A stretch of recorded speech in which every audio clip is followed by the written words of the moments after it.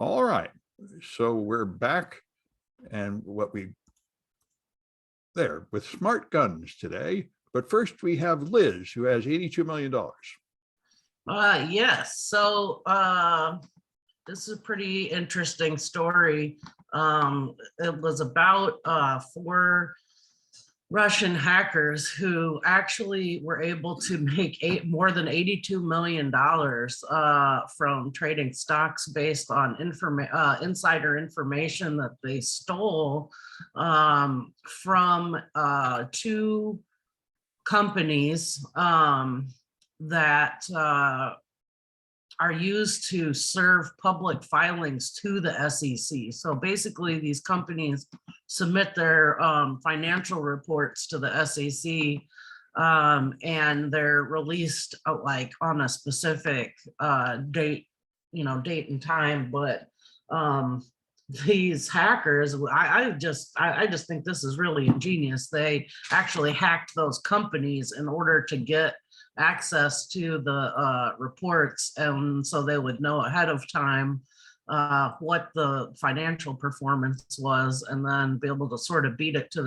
everyone else to the punch at the stock exchange. So I thought that was pretty neat.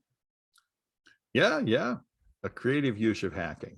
Yeah, and there's only like 3 companies that are used for this service. So according to this article anyway, there are only 3 companies that are used for this article. So, I mean, I can see how those would be really high value targets.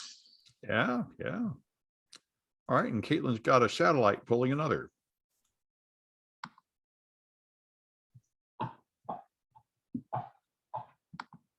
I do have an article about a satellite pulling another. Sorry about the delay, everyone. So the war zone. All right, the drive.com has an article written by Brett Tingley. That sounds like a fake name, but whatever. Sounds like Chuck Tingle. Yeah, Chuck Tingle, yes. Anyway, so this article I picked because of 2 reasons. First, there's just the objective content, right? So China launched you call it satellite. They launched a satellite into geosynchronous orbit. They grabbed an old defunct geosynchronous satellite and moved it up into a graveyard orbit. So for people that are unfamiliar about what's going on here, why this is important, the geosynchronous orbit is the space away from Earth where a satellite will orbit once every 24 hours. So that means it's always in the same spot in the sky because its orbit is the same length as a day. And so a lot of people put their satellites in this orbit, but that orbit gets very crowded quickly, especially because this orbit has to go only along the equator. You don't have any polar orbits or anything. That would make no sense from geostationary orbit. They ought to be along the equator, and they're all sort of packed in. And so setting up a satellite that can grab another satellite in geostationary orbit and move it into a graveyard orbit so something else can replace it, that is awesome. That is great. That's fantastic. And we should be doing this more. What's really interesting, though, is that this article paints it from a militaristic standpoint. They're saying, well, this Chinese satellite just grappled another satellite and pulled it out of orbit. Well, they don't mention that the satellite it grappled is another Chinese satellite, which they totally have the right to do, right? Mm-hmm. And they sort of make it seem like, well, there's all these military complications of being able to grab and move satellites around. I mean, supposedly, if you can grab a satellite, you can also grab it, throw it into like a capsule, bring it back home, and examine it, which, okay, that's actually that's really cool, actually. But I'm always very wary when I see these articles in the news where they sort of paint up, normal technological improvements or normal activities by other, agencies and other countries as being, associated with war and a threat, because they're trying to make the case that we need to be protected, that we need a military, and that if war breaks out, it's justified, and that's kind of scary to me. I really don't want to see the United States go to war with China. So I thought this was a cool article, not least because it contained the term space tug. And I thought that seems like a fairly valuable service to be able to do, especially considering the space junk problem. So it seems like we'd need to be able to kind of move and reposition other satellites, but I could totally see both sides of this. Number one, I definitely see what you mean. They really emphasized that it was in the article. It definitely seemed like they emphasized that it was as China doing it, and not, hey, this could be an issue no matter who's got a satellite that can manipulate other satellites. And it seems like just like any other technology where you could use it for good or evil. I mean, I, of course, when I saw this, thought, ooh, how cool would it be to be able to hack the space tug and then knock your competitor's satellite out of orbit or something? Is that a possibility in the future, that something that could happen? So already it's possible to aim rockets at whatever satellite you want to hit, and everything's tracked meticulously for obvious reasons. So you can, if you want to blow something out of the sky, do some bad stuff to your enemies, it's totally feasible. You don't need a grappling rocket. This is overkill. The only thing that this changes, I suppose, is, like I said, you can grapple something, put into a capsule, and send it back to Earth to study it. But the truth of the matter is like, if another country, or if, like, let's say France puts up a spy satellite, if we want to know its capabilities, we just take a quick photo of it.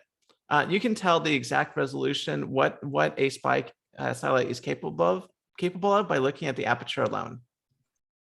So yeah, and as far as bringing down satellites, I think the only way it'll ever be remotely cost effective is if we can shoot something at them to knock them down. I mean, flying up another satellite to bring down a satellite is never going to be cost effective. It's not cost effective. Also, keep in mind, we don't even have to shoot anything up to knock them out. We can laser them down as well. We don't even need like physical ammunition. We can. So the laser can have enough push just from the momentum of the light? The laser can have enough power to essentially fry the electronics. Well, yeah, but if you wanted to bring it down, you have to actually move it. If you want to bring it down like to the ground, you would definitely need something, because even if you were to affect its orbit, it would just burn up and you'd just be blowing it up regardless. Yeah, what I'm thinking of is to get rid of the space junk. And I think the only way to do it would be to somehow push them with some kind of ground-based projectile. Well, the article was saying that they pushed the one that they did, they pushed it into an orbit that was mostly occupied by end of life devices. Right, the graveyard orbit. Yeah, so that's how it works. Because the geostationary orbit is so far away from Earth, it's not cost effective to bring them all the way back down when a geostationary satellite reaches its end of life. So what they do is they just push it up into a higher orbit where it just stays there and becomes junk for presumably until the sun swallows the Earth. So why can't we knock down satellites by shooting some kind of bullets at them? Because then you'll just make more satellites. Well, you need to send like balls of Play-Doh or something that will stick and not break it. Just the thing is, when two satellites collide with each other, which is essentially what you're saying, you don't end up with two satellites now hurtling towards Earth. You just end up with 10,000 new satellites. Well, that's why you send up something soft.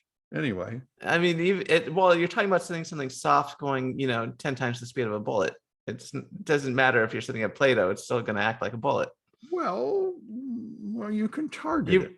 Yeah, you really, if you want to bring down something gently, you really do need some finely controlled mechanism that can intercept the orbit, latch on to the object, and then fire some sort of thrusters. You can't just, if you want to blow something up, that's absolutely possible by just shooting at it. But if you actually want to bring it down safely, you don't want to create more space junk. Yeah, that's a tough challenge. It is. Yeah. Well, anyway, all right. Let's see if I can find my list. Here's my list. All right, and Irvin has got a gigantic wall. I don't know about gigantic wall, but looks like Apple and Google Maps are both blocking the view to Tim Cook's house. You know exactly where it is. It's just blurred. Looks like this is stemming from a restraining order on his ex-wife. And there's also a website where you can hide your house too if you'd like. A stalker who claimed to be his wife. Yep. I see. Well, you know, I've heard there've been a lot of these where they censor things out of the map. I remember the funniest one was Microsoft censored out the Apple headquarters, just made it a vacant lot. And that's because Microsoft had a standing provision for decades that, look, in all Microsoft documentation, no other company exists. You will never put a brand name or refer to anything anybody else makes. We are the whole world. And so the people making the map took this literally. Can't have Apple. That makes sense for them. Yeah, I kind of understand how it works. Right. But yeah, you can hide your house if you'd like. I know, I've noticed they're blurring faces and everything now because enough people have sued. Yeah, they've been doing that in license plates for a while. I mean, and what's amazing to me is I see those cars, those Google cars, every time I go out. They seem to drive the blocks around here like every day. I don't know why, but it seems like once a month would be enough, but they didn't ask my opinion. They should have. Everyone should. I don't know why people can't figure this out. Anyway, Alan has got more about the glorious new Omicron variant. Omicron variant BA2, something everyone should get acquainted with because it is the latest and greatest in COVID viruses. It's the new champ of transmissibility. Well, if it was serious, it would get its own Greek letter and a t-shirt and stuff, right? Yeah, and there has been some grumbling as to whether or not it should be getting its own new variant because it is significantly different from Omicron BA1 lineage. It differs in about 40 mutations, which is significant. After all, Omicron varied from the other dominant strains by about 50 mutations. And so you could say that BA2 is about as different from BA1 as Alpha was different from the wild type original strain. But be that as it may, it's still considered a sublineage of, or rather a variant of Omicron, but it has some significant differences in its transmissibility. It doesn't appear to necessarily be more severe in health outcomes for people who are infected. It may or may not be escape the immune systems of people who have previously been infected with BA1. But what is very clear is that it is more transmissible than any previous variant of Omicron. And a bunch of Danish households, about 8,000 of them, have helped demonstrate this. Researchers looked at the secondary attack rate, that is, how many people in a household got sick from a first household member getting sick. And with Delta, after 14 days, it was only 25%. So only 25% of household members got sick. Whereas with Omicron BA1, it was up to 35%. Now with BA2, it's up to 42%. So that's a significant difference. And it does appear that this is intrinsically more infectious. It's not just that it's better at evading vaccines or anything like that. There's something about BA2, this variant itself, that makes it more transmissible under any circumstances. So that's where we stand with its transmissibility. And it's taking over the world. It's become dominant in Denmark, and it's on its way to being dominant in the UK. It's not dominant in the US, and actually it hasn't really shown up in the US. The US seems to be an outlier in that BA1.1, which is a subvariant of BA1, is really on the rise. But BA2 has been detected in the US, and it's probably going to follow the same course here as it has pretty much every other place where it's become prominent, the Philippines and India too. And so we can expect another wave of BA2 infections at some point in all likelihood. Unless BA1 provides protection, in which case I think we wouldn't have one. Yeah, it's possible that if there is sufficient cross immunity between BA1 and BA2, then it will be less of an issue, simply because there won't be enough vulnerable people in the US. Yeah. However, because it is more transmissible, it will have greater reach. So it will be able to reach people who have not been infected with BA1. And it does appear to be just as vaccine, has as much vaccine escape as BA1. So you still have a large population of people who have already been vaccinated, but have not been infected with BA1. Well, so I prefer to think it will finish infecting all the Republicans and basically serve as their vaccination. Yes, one could say that, although it's not much of a vaccination, unfortunately. Well, that's a shame. I mean, there is a natural immunity and it ought to be worth something. The problem with natural immunity is that it does not confer very strong immunity. It's clearly inferior to vaccination. And the odds of dying are still very high after so-called natural infection. It's far worse than being vaccinated with the vaccine. Well, yeah. So it's really not conferring much protection. It's conferring some protection against reinfection, but that protection doesn't last long. And then it doesn't confer much protection against eventual death should you get reinfected and get reinfected with a greater infectious dose, for example. It's not like measles or chicken pox where you get it once and then you're pretty much good to go for the rest of your life. With Omicron, with COVID, you can keep getting reinfected. And anecdotally, there are cases of people who've gotten it 3 times. And then on the 3rd time, they're in the hospital and they die. So clearly what we need is more gain of function research to generate a virus that will confer proper immunity. Well, it sounds a bit risky to me. And I'm sure the conspiracy theorists would just love that. Want to hear my conspiracy theory? Oh, of course. I think Alan's trying to get us banned from every podcasting platform available. I was just thinking, if this was Spotify, there'd be warning on all our podcasts. Anyway, but I thought that's kind of, I mean, Joe Rogan is pushing anti-vax garbage, and they say, well, we'll just mark every podcast that mentions COVID at all with a warning. I said, because we wouldn't want to judge the truth from a lie. That's not our business or something. Anyway, so I got more COVID. San Francisco, it surprised me. They're now giving a second booster to J&J takers, which is not authorized by the federal guideline. So this is somebody asked me why we don't have socialized medicine or socialism here. And I said, because nobody obeys the government. The government gives you an order. We all say, well, you're going to tell me to do something, go to hell. I'm going to do something else. And we're in that camp too, both the left and the right. I don't know if this exact move is wise, but I think it's generally true that the US government is far too reluctant to authorize these boosters. And the J&J vaccine is not very good. You really should get more boosters. So it's probably a good idea. But it is surprising to me that the city chose to get ahead of the feds. We've not had that before.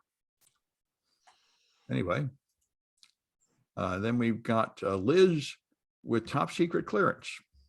Yeah, well, apparently, I'd heard that when you go through, I've talked to a lot of people that have gone through the clearance process, and I was under the impression that they check your credit to make sure you don't have outstanding debts, and so that you're not easy to bribe or blackmail and all kinds of stuff. But apparently there's it's not a perfect process. So this DOD staffer who had a top secret clearance impressively stole the identities of, according to this article in the Register, dozens of people from the SharePoint server at work in order to use those people's identities to secure fraudulent loans. And I mean, it was a lot of loans. This wasn't like a payday loan here and there. It's like $250,000 worth of loans. And it said just to cover his own debts, personal expenses, and bills. So pretty impressive that he managed to do this, and it took place over a 2-year period. So Yeah. not exactly paying attention to keeping the systems tight with everyone's info on them. Yeah, yeah. It's real encouraging. Makes you feel like our top secret information is securely locked down. It's crazy to me too that, you know, they have this rigorous clearance, security clearance methodology, and seems like a lot of folks slip through, and those are just the ones we hear about. Well, yeah, but I mean, also, I think if people hold it for a while, then life happens, right? They might have been okay when they got cleared, but a few years later, they got a drug addiction or a medical problem, and somehow they need money. That's a great point. You just, people's circumstances do change, and you just never know. And I think too, the other thing is that it's probably, you know, and this is just conjecture on my part, but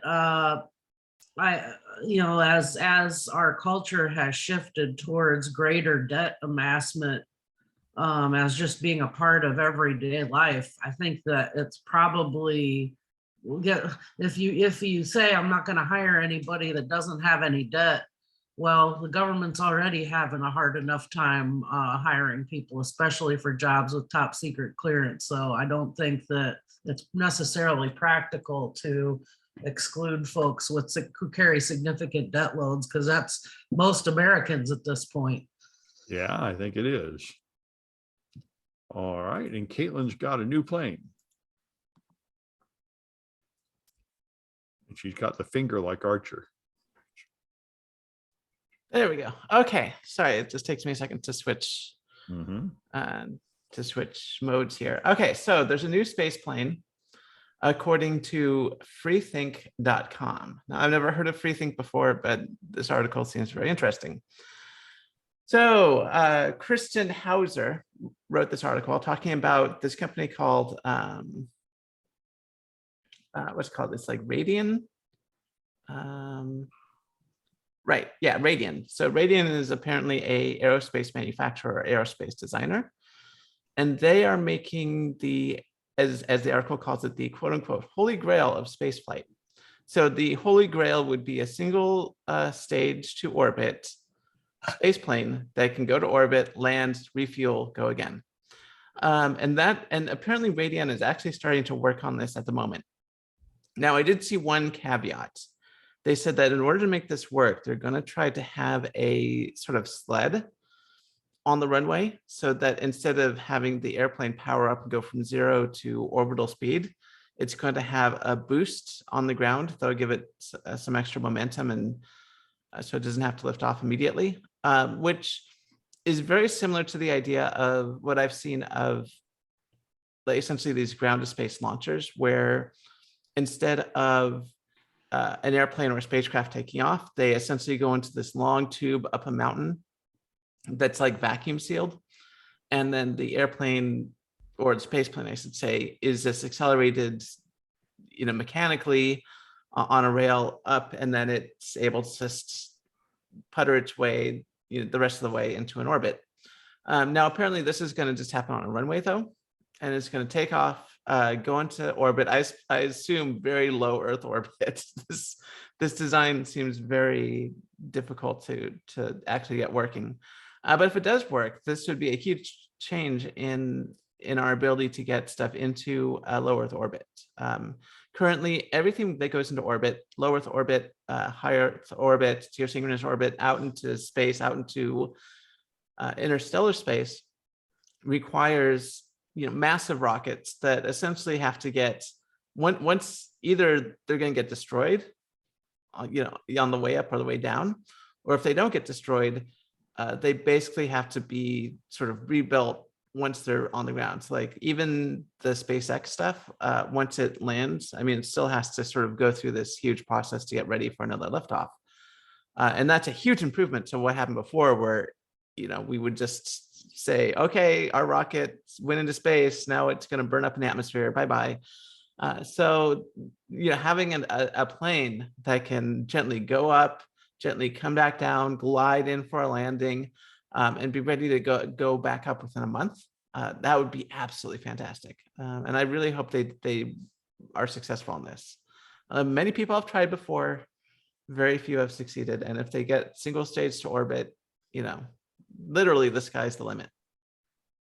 Yeah. The other thing you could do with a single stage to orbit is you could send up parts at a time. So like, let's say you do want to send something to geostationary orbit or further out using this technology. You could just send up 2 or 3 flights. So the first flight, you send up the vehicle or half the vehicle. The second flight, you send up the other half and they connect together. And then the third flight, you could send up the fuel for said vehicle. And it is very similar to like the Orion project that NASA was working on a long time ago and just gave up on. But yeah, I mean, like I said, if you could cheaply get up into space, you can pretty much do anything at that point. Yeah. All right. And Irvin is tracking you with your graphics card. Yes, there is a new way to track you because cookies and Flock and whatever else Google came up with is not enough. So now it's possible to track who you are by your graphics card, by the shaders and other stuff that can be added on a site to run in the background to see who you are and be able to track you as you go. Well, but it seemed to me like you really didn't do that much tracking. You get some indicators and it only works for about a half hour and stuff. That's enough. People don't Not really enough stay for in the ad. site for more than half an hour. Yeah, but I mean, ad tracking, I want to have a record of everything you did over months. The graphics card doesn't change. No, but apparently they said it only extends the amount of time you can track people by like 30 minutes, what I saw. That's enough time to throw ads at people. Well, I guess it is. All right. It's just another way to get around all the restrictions. Yeah. Actually, I guess Great. like you could correlate your activities over half an hour and then tie it to something like a cookie. Yep. And there's nothing you can do about this, right? Nothing yet. Oh, I think they said they were going to update the cards to like remove these tracking API calls or something. Yeah, but that's not happening right now. No, and it won't happen until you buy a new card, I would think. Or update your driver, whenever that is. Yeah. All right. So hooray. Alan has figured out where Omicron came from. Oh, yes, it's now well known. Actually, Nature magazine has a nice survey, or I should say, a nice article surveying the different possibilities of how Omicron arose. And there's no original research here. It's just a nice summary of the different theories. There are 3 of them. The first being that Omicron did, in fact, emerge gradually over time, but in a place where there was poor genomic surveillance. And so it just wasn't picked up. It wasn't noticed until it had already finished its evolution, so to speak. The second possibility being that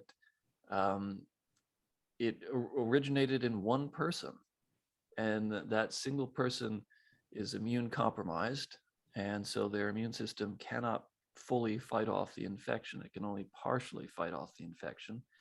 And the virus has been able to replicate who knows how many times inside the body of that one person. And that it's just by happenstance picked up a number of beneficial mutations that have allowed it to continue an active infection of that person. And before finally being spread to other people and then around the whole world, which would be really quite an amazing thing, that ultimately one person could be responsible for a single variant that has infected who knows how many millions and killed who knows how many hundreds of thousands of people eventually. Mhm. And then the third possibility is that it's a zoonotic spillover, that people accidentally infected animals, and then those animals spread it amongst themselves. And then eventually the virus mutated within those animals, of course, having different immune systems.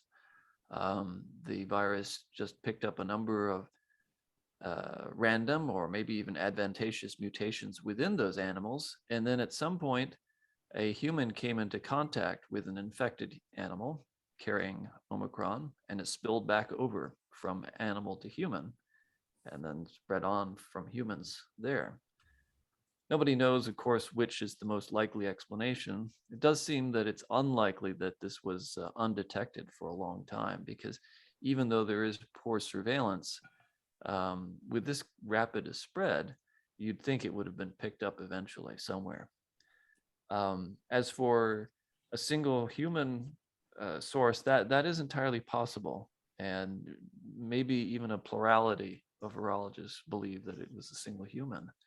But nevertheless, it's pretty incredible that one person could be responsible for all of this. I mean, unintentionally, of course, and not only responsible for the BA1 variant, but possibly the BA2 variant also, because it does seem that they came from the same branch, and that this branch was broke off in like the summertime of 2020, and it's not impossible to believe that one person has harbored this infection since the summer of 2020, and it's like a little virus factory.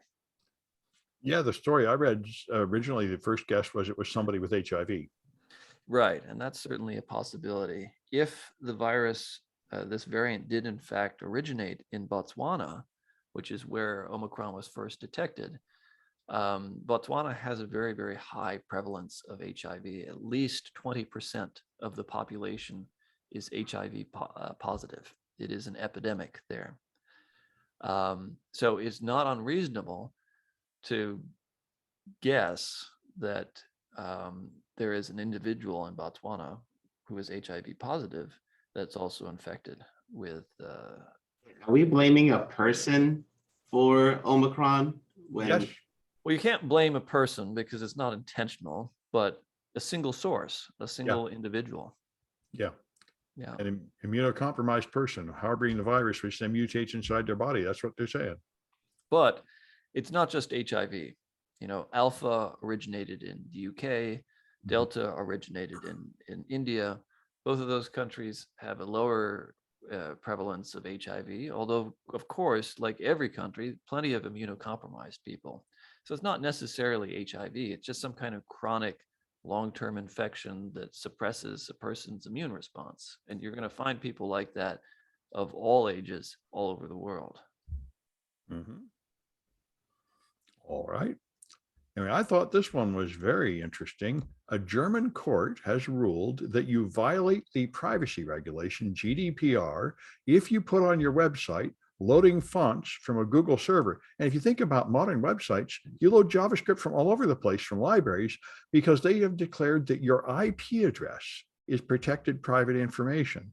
So you're not allowed to build a website that reveals your IP address to a company. So how are you supposed to not do that? I mean, that doesn't make any sense at all. And they say now the only legal way to use a font would be to load it on your local server. If you can't go get anything from Google, or you've broken privacy, which is, this reminds me of when people just want to outlaw search engines, saying those search engines are touching like newspaper sites. How dare they? We're not going to allow that anymore. I saw this article and I thought it was really interesting. It made me wonder too how they are supposed to implement stuff like geofencing. How you can really get anything done. I mean, everything has to be done through Tor, I guess. I guess. This just seems like a classic case of a clueless legal system passing a rule that makes no technical sense, that can't actually be implemented. reminds me of when the Prime Minister of Australia said, we're going to put up a firewall that will remove all the porn and all the pirated content from the internet. And we'll have that working by next year. And everybody said, no, you won't. We can't build anything that will do that. And of course he didn't, because you can't. There's nothing you can buy that would do that. But Did that ruling just specifically point out Google or just any font? this particular lawsuit was about Google, but if it is applied to GDPR, I think it would apply to all American sites and all foreign sites. It seems like, you know, this is one of those legal principles that is incompatible with the web. So I have to update my site so that it's all the fonts are there. Well, I don't know. That might be true. Yeah. Anyway, and this Elizabeth has got people selling your prayers. Yeah, so there are these companies now apparently that are making and selling these prayer apps. And Send an email to God. yeah, exactly. Are you there, God? It's me, user number 782. So these companies, and some of them are backed by like, you know, Peter Thiel and company, you know, who also backs Palantir and stuff like that. These prayer apps are a gold mine of consumer data that is harvested and used for targeted marketing and God knows what else. I'm thinking PII and PHI. Oh my God. What could go wrong? You know, it reminds me of those online therapy apps that got busted for selling the therapy sessions for marketing and stuff. Oh, Like, totally. And this is really kind of the same thing. You're encouraging people to journal and get their feelings out, and then exploiting that heavily for commercial gain.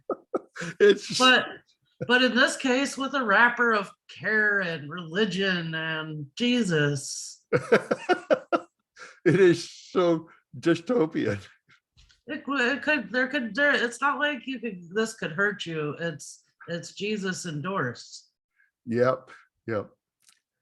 All right. And Kaitlyn has got the smart guns, which I put in the title. Smart guns are awesome. Smart guns are, yeah, well, that's a very controversial opinion, Sam. Oh, yes. apparently. Most of my opinions are controversial. Yes. So NBC has an article by, okay, I should say, they have an article written by Reuters, sorry. They have an article written by Reuters talking about smart guns. So smart guns have been on the horizon for a while, but there's some controversy behind them, and getting them to market has been a big issue. First of all, there's the technical aspect, right? Like you have to make sure that the gun will only fire if it's in the correct hands. And that's the idea behind a smart gun, right? So if you have a gun and your child or a bad guy gets a hold of it, you don't want to have them be able to fire it.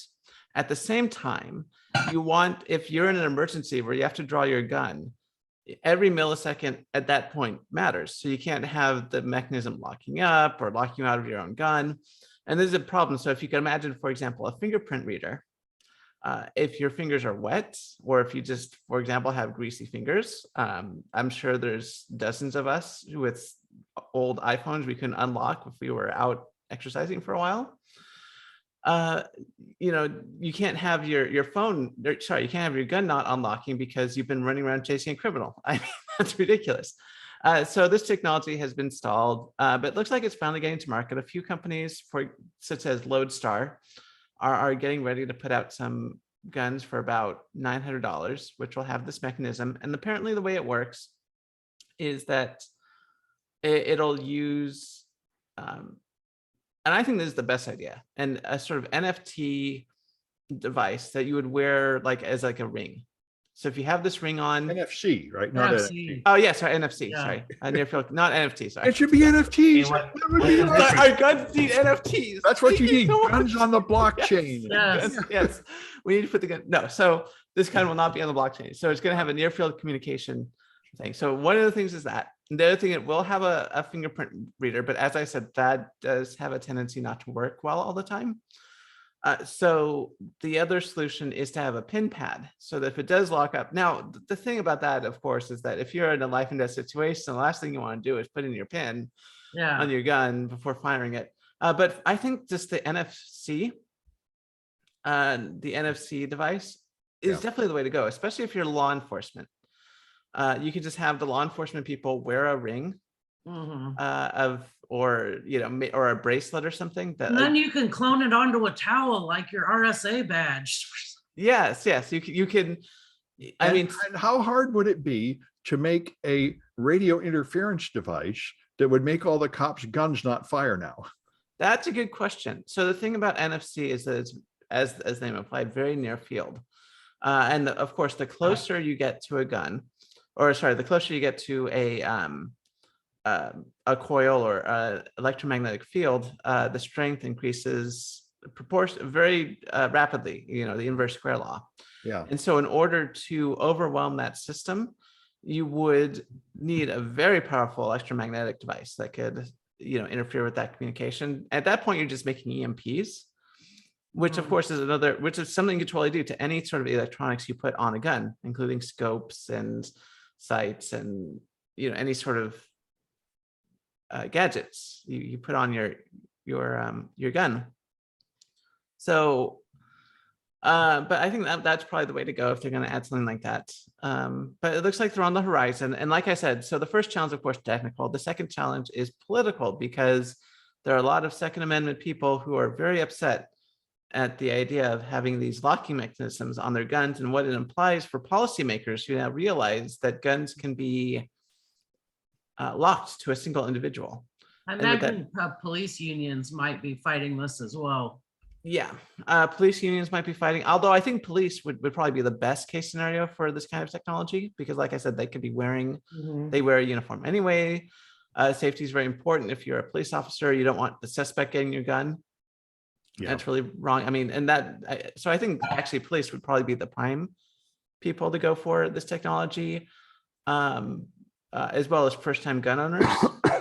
No, I think the real obstacle has always been New Jersey. I was real glad to see that's been resolved, because New Jersey passed a law in 2002 that as soon as any smart guns are available in America, all guns sold in New Jersey must be smart guns.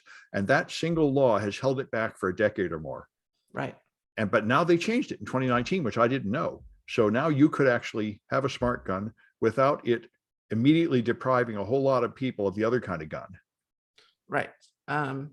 And keep in mind, these systems can be hacked. I mean, if you want to disable your smart gun feature, you can. I'm pretty sure there's some ways to do that. So. Well, yeah. Now that you've mentioned it, I remember this was true of our American ICBM system. We trumpeted how proud we were that we had a security preventing accidental launch of our ICBMs, and those rotten Soviets didn't have that.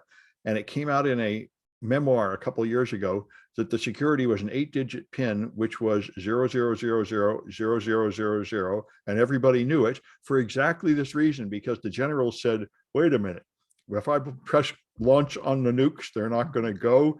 What is this bullshit? Right, exactly. They made it into just a fake, meaningless thing so they could say they had security, but there was no security. I remember they said there's 2 people carrying briefcases and each of them have half the code, and you can never launch it unless those 2 people get together and, have a sacred ritual of exchanging the code. None of that was ever true. That was just American propaganda. It was never true. In a life and death situation where other people are firing rockets of you, you don't want your operator to fat finger in a wrong digit. So they made it as simple as possible. Yeah. It's all zeros. Yeah. and I mean, to be fair, having a little extra, it's instead of keeping people out, it was more of a, are you absolutely sure mechanism. You do have to type in 8 zeros just to be like, yes, I'm sure I want to launch this mission, which is better than nothing, to be fair. And it gives you the propaganda advantage of being much more secure than those mean Russians. Right. It doesn't give you any real, well, it doesn't give you any real security, but it does give you some more peace of mind that someone's not going to accidentally, push the red button and then missiles are going to get launched and you have to deal with that. So only authorized people will know this top secret code. Right. All right. And so Irvin's got WordPress.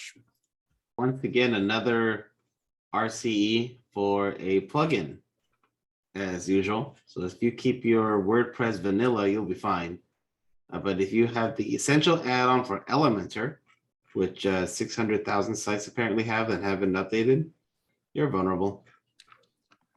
Yep. And they've tried to patch it and failed, apparently. Yeah, they tried twice and it did not work. This So is that's the joy nice. of PHP, you know? Yep. This is You know- why you should just write in COBOL, right? You know, a client hired me to write a deliberately vulnerable app. So I wrote it in PHP and they said, no, you can't use PHP. That's too horrible. Anyway. All right. So Alan has got fingerprinting PDFs.